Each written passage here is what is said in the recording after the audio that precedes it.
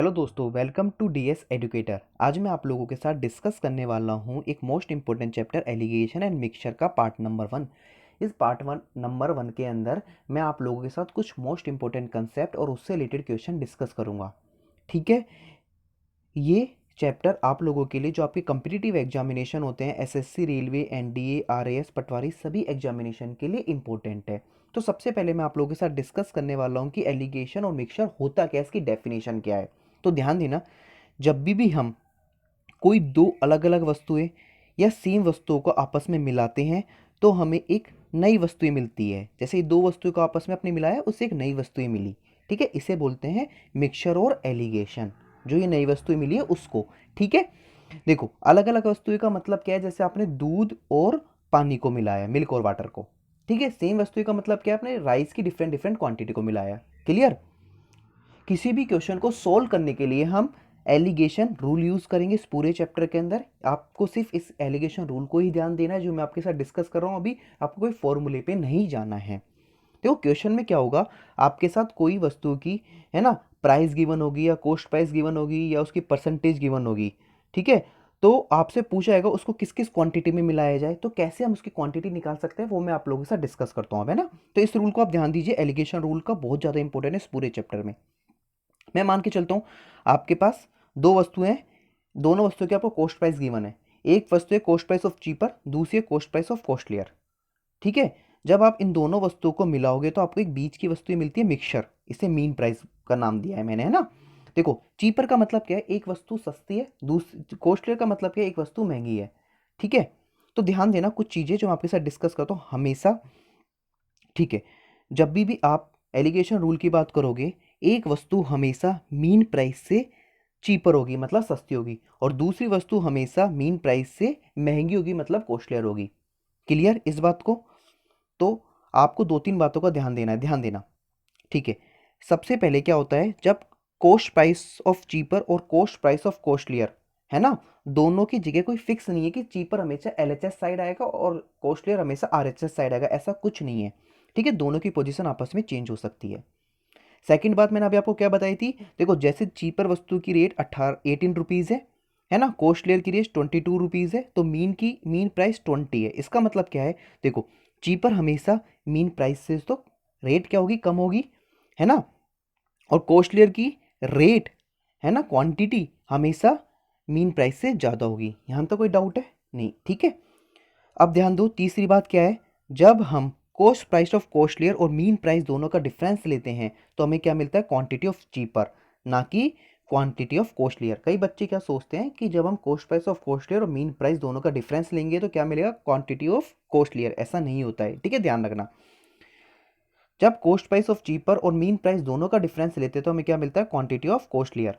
ठीक है, इस चीज को भी आप ध्यान रखना। क्लियर, आगे बढ़ते हैं। ठीक है, तीन बातें कौन कौन सी बताइए, पहले एक बार और डिस्कस कर लेता हूँ उस बातों को। देखो चीपर और कॉस्टलियर दोनों की पोजीशन चेंज हो सकती है। मीन प्राइस की वैल्यू हमेशा चीपर से तो ज़्यादा होगी, कॉस्टलियर से कम होगी।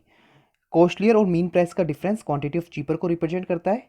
चीपर और मीन प्राइस का डिफरेंस क्वांटिटी ऑफ कॉस्टलियर को रिप्रेजेंट करता है। ठीक है, चीपर के नीचे इसका मतलब चीपर आएगा, कॉस्टलियर के नीचे हमेशा क्वांटिटी ऑफ कॉस्टलियर आएगा। क्लियर। तो अब देखो हम किसी फॉर्मूले पे नहीं जाएंगे, जैसे मैंने एक बार फॉर्मूला लिख दिया आप लोगों के लिए, लेकिन हम फॉर्मूले को बिल्कुल डिस्कस नहीं करते हैं। ठीक है, इस फॉर्मूले को एक बार आप चलो देख लीजिए क्या है फॉर्मूला। आप एक बुकों में अधिकतर फॉर्मूला गिवन होता है, quantity of cheaper ratio quantity of costlier is equal to cost price of costlier minus mean price upon mean price minus cost price of cheaper.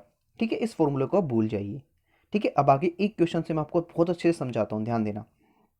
पहला क्वेश्चन है, in what ratio must wheat A at rupees 10.50 per kg be mixed with wheat B at rupees 12.30 per kg so that the mixture be worth of rupees 11 per kg।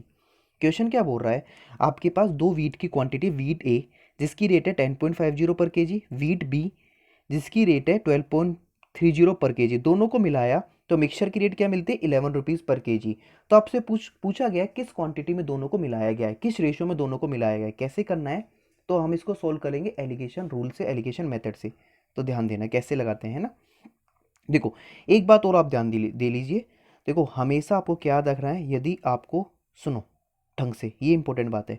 यदि आपको सब चीज़ cost price में हो तो सब चीज़ों को cost price में लिखना है ना, सबको कॉस्ट प्राइस में चेंज कर लीजिए। ये अभी यदि सब चीज़ें रुपीज़ में है तो सबको रुपीज़ में चेंज करना है, यदि सब पैसे में है तो सबको ही पैसे में चेंज करना है, यदि सेलिंग प्राइस में है तो सबको सेलिंग प्राइस में, यदि सब टाइम स्पीड में हो तो स्पीड के अंदर, टाइम में हो तो टाइम में सबको चेंज कर लेना है।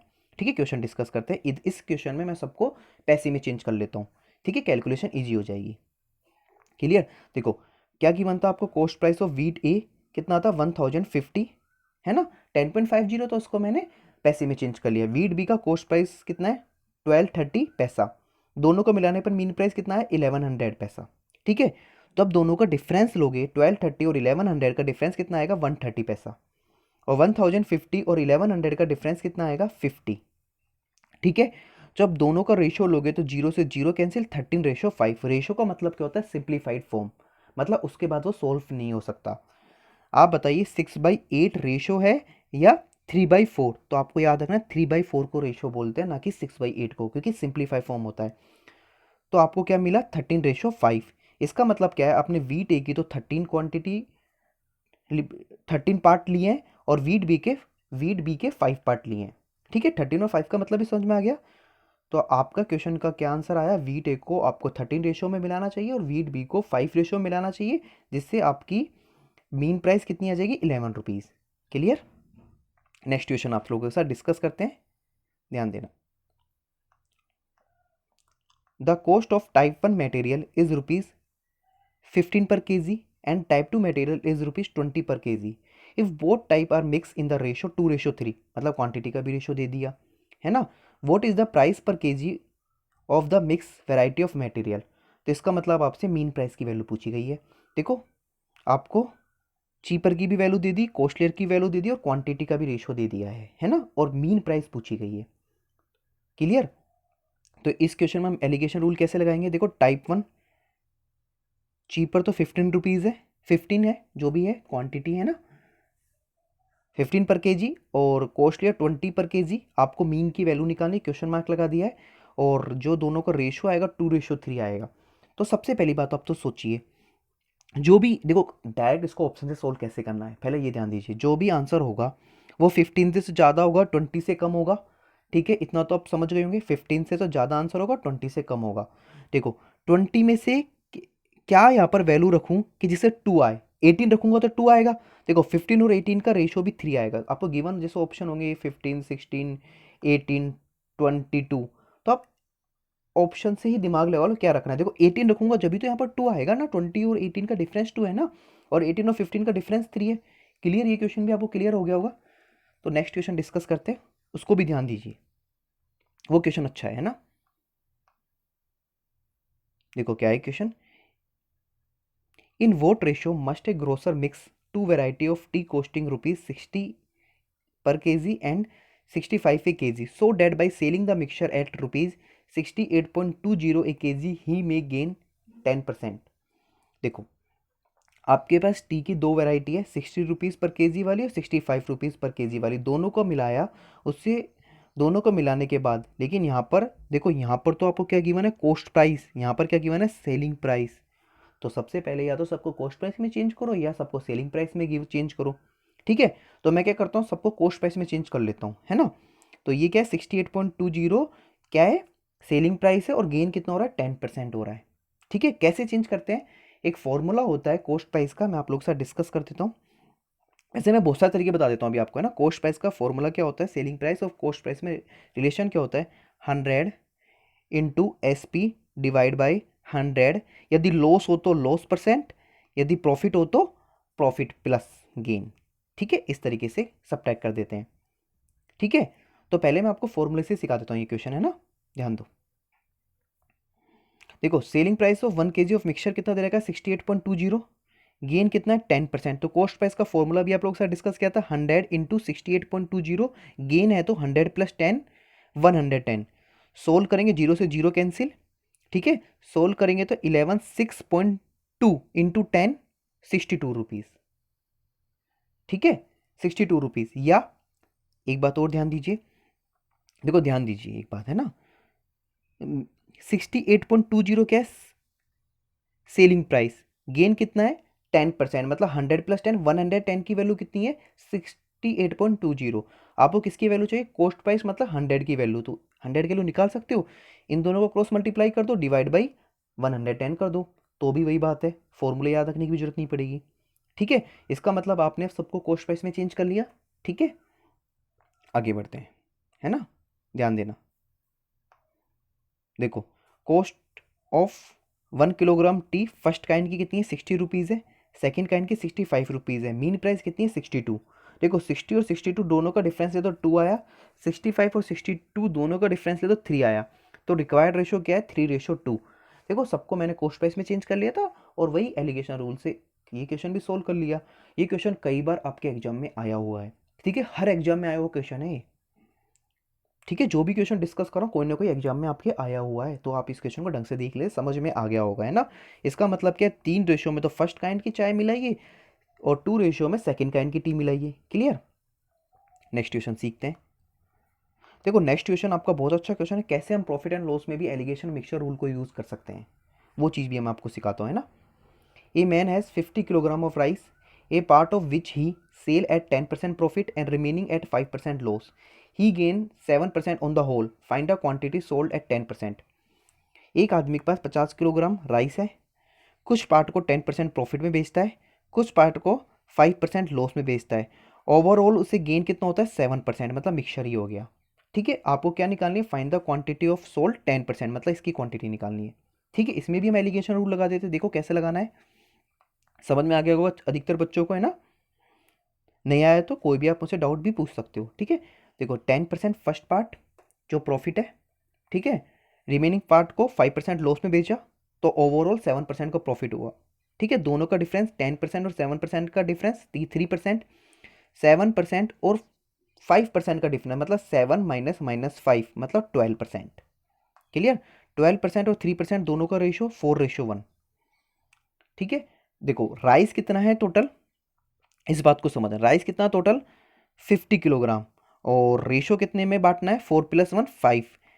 50 किलोग्राम 5 पार्ट की वैल्यू 50 किलोग्राम है, तो एक पार्ट की वैल्यू कितनी आ गई 10, तो मतलब फर्स्ट पार्ट 40 किलोग्राम है, सेकंड पार्ट कितना है 10 किलोग्राम। आपसे कितना पूछा गया है 10% प्रॉफिट वाला कितना होगा 40 किलोग्राम। क्लियर, इस क्वेश्चन में कोई डाउट नहीं होगा, कैसे आप समझ गए होंगे प्रॉफिट एंड लॉस में भी हम कैसे यूज़ कर सकते हैं एलिगेशन मिक्सचर। इसी तरीके से मैं आपको सिखाऊंगा कि कैसे हम एवरेज के क्वेश्चन में यूज़ कर सकते हैं alligation mixture, time speed and distance में कैसे यूज़ कर सकते हैं, सारी चीज़ों को हम सीखते हैं। आगे बढ़े, देखो ध्यान देना। The average salary of staff of A company is ₹1200 if the average salary of officer is ₹4600 and that of non-officer is ₹1100 if the number of officer are 15, find the number of non-officer। देखो question में क्या given है आपको, जो भी आपके officers हैं उनकी एवरेज सैलरी कितनी है 4600 और नॉन ऑफिसर की एवरेज सैलरी कितनी है 1100। ठीक है, और पूरे स्टाफ की एवरेज सैलरी कितनी है 1200। इसका मतलब 1200 तो क्या है मीन प्राइस का जैसा हो गया। ठीक है, यहाँ तो कोई डाउट है, और नंबर ऑफ ऑफिसर आपको गिवन है 15। क्लियर, आपको ऑफिस क्वांटिटी ऑफ ऑफिसर पता लग गया है कितनी है 15 है, तो आपको find the number of non officer. तो कैसे सोल्व करेंगे सीखते हैं। देखो ऑफिसर की एवरेज सैलरी 4600, नॉन ऑफिसर की 1100 और 1200, मतलब दोनों की पूरी स्टाफ की एवरेज सैलरी। दोनों का डिफरेंस लिया 100 आया, दोनों का डिफरेंस लिया 3400 आया, दोनों का रेशियो लिया 1:34। देखो जो 1 ऑफिसर कितने थे, एक पार्ट की वैल्यू 15 है ना, तो आपसे पूछा क्या था find the number of non officer, मतलब 34 पार्ट की वैल्यू कितनी होगी, कितनी होगी, तो आपका आंसर होगा 34 × 15 कितना आएगा 510। क्लियर दोस्तों, कोई दिक्कत नहीं होगी इस क्वेश्चन में भी। Next, a man purchase 2 goat for ₹1350 and sell one on 6% loss and other on 7.5% gain, and on the whole he neither gain nor loss. What does each goat cost? ठीक है, देखो एक आदमी है जो 1350 में 2 गोट खरीदता है। ठीक है, पहली को 6% लॉस पे बेचता है, दूसरी को 7.5% गेन पे बेचता है। ऐसा करने पर ना तो उसे प्रॉफिट होता है ना लॉस होता है ना। इसका मतलब मीन प्राइस की वैल्यू कितनी है 0। ठीक है, तो आपको गोट 1 कितने रुपीज़ में बेची और गोट 2 को कितने रुपए में खरीदा, इस बारे में आपको डिस्कस करना है। सॉरी, गोट 1 की कॉस्ट क्या है और गोट 2 की कॉस्ट कितनी है, मतलब दोनों की कॉस्ट प्राइस निकालनी है, ठीक है। तो पहली वाली को कितने बेचा था, 6% लॉस में, मतलब -6। दूसरी वाली को 7.5% प्रॉफिट है, मतलब प्लस। और मीन प्राइस 0, ठीक है। डिस्कस करते हैं ना, ध्यान दो, यहाँ तक कोई डाउट नहीं होगा। देखो, गोट 1 6% लॉस, गोट 2 7.5% प्रॉफिट और मीन प्राइस 0। दोनों का डिफरेंस 7.5, दोनों का डिफरेंस 6। 7.5 और 6 का रेशो 5:4, ठीक है। देखो 9 पार्ट की वैल्यू 1350 है, तो 1 पार्ट की वैल्यू कितनी होगी, 150। आपको कितने पार्ट की निकालनी है, 5 पार्ट, मतलब गोट 1 की कॉस्ट क्या होगी, 5 इंटू 150, मतलब 750। इस बात को समझ पाए।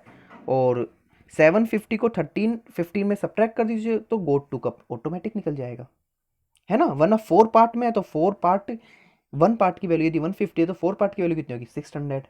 क्लियर, ठीक है। यहाँ तक मुझे लगता है आप में से किसी भी लोगों को कोई डाउट नहीं होगा। ठीक है दोस्तों, आज का लेसन हम यही एंड करते हैं, ठीक है। और इसका पार्ट 2 मैं आपके साथ कल ही आप लोगों के साथ डिस्कस करूंगा, ठीक है। पार्ट 2 के अंदर जो भी आपके डिफरेंट डिफरेंट एग्जामों में क्वेश्चन आए वो भी आप लोगों के साथ डिस्कस करूंगा, और कैसे हम एलिगेशन एंड एक मिक्सचर चैप्टर के क्वेश्चन सारे कैसे हम 20 सेकेंड में सोल्व कर सकते हैं, वो सारी ट्रिक भी मैं आप लोगों के साथ डिस्कस करने वाला हूँ। तो ठीक है दोस्तों, जितना हो सके आप इसे लाइक कीजिए और कमेंट कीजिए। Thank you.